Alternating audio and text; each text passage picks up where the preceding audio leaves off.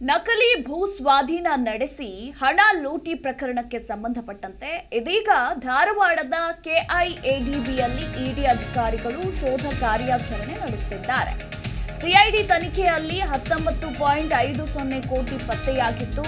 ಇನ್ನು ಈಗ CID FIR ಅನ್ನ ಆಧರಿಸಿ ಇಡಿ ಅಧಿಕಾರಿಗಳು ತನಿಖೆಗೆ ಇಳಿದಿದ್ದಾರೆ.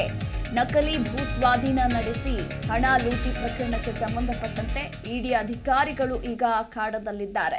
ಧಾರವಾಡದ ಲಕಮನಹಳ್ಳಿಯಲ್ಲಿರುವ ಕೆಐಎಡಿಬಿ ಕಚೇರಿಯಲ್ಲಿ ಸದ್ಯಕ್ಕೆ ಈಗ ಶೋಧ ಕಾರ್ಯಾಚರಣೆ ನಡೀತಾ ಇದೆ. ದಾಖಲೆಗಳನ್ನು ಪರಿಶೀಲನೆ ನಡೆಸ್ತಾ ಇದ್ದಾರೆ ಇಡಿ ಅಧಿಕಾರಿಗಳು. ಮಾಹಿತಿ ಪ್ರಕಾರ ಓರ್ವ ಏಜೆಂಟ್ನನ್ನು ಕೂಡ ವಶಕ್ಕೆ ಪಡೆದುಕೊಂಡಿದ್ದಾರೆ ಅನ್ನೋದ್ರ ಕುರಿತಾಗಿ ಅಪ್ಡೇಟ್ ಇದೆ. ರವಿ ಕುರಬೇಟ್ ಎಂಬ ಏಜೆಂಟ್ನನ್ನ ಕಚೇರಿಗೆ ಕರೆತಂದು ವಿಚಾರಣೆ ಕೂಡ ನಡೆಸುತ್ತಿದ್ದಾರೆ. ಬೆಂಗಳೂರಿನಿಂದ ಆಗಮಿಸಿರೋ ಮತ್ತೊಂದು ಇಡಿ ತಂಡ ಇತ್ತ ಶೋಧ ಕಾರ್ಯಾಚರಣೆ ನಡೆಸ್ತಾ ಇದೆ. ದಾಖಲೆಗಳನ್ನ ಸದ್ಯಕ್ಕೆ ಈಗ ಪರಿಶೀಲನೆ ನಡೆಸ್ತಾ ಇದ್ದಾರೆ ಇಡಿ ಅಧಿಕಾರಿಗಳು.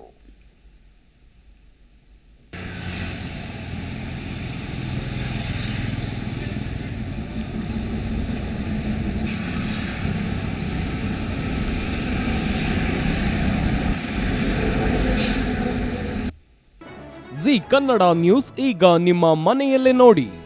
ಎಲ್ಲ ಕೇಬಲ್ಗಳಲ್ಲಿ ಈಗ ಲಭ್ಯ.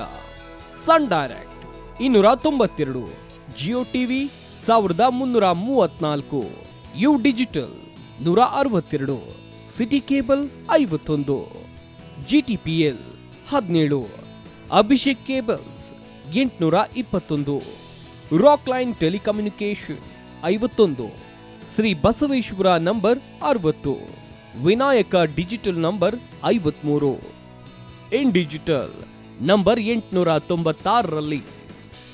ನಿಮ್ಮಿಸ್ತದ ಜಿ ಕನ್ನಡ ನ್ಯೂಸ್ ನೋಡಿ ಆನಂದಿಸಿ.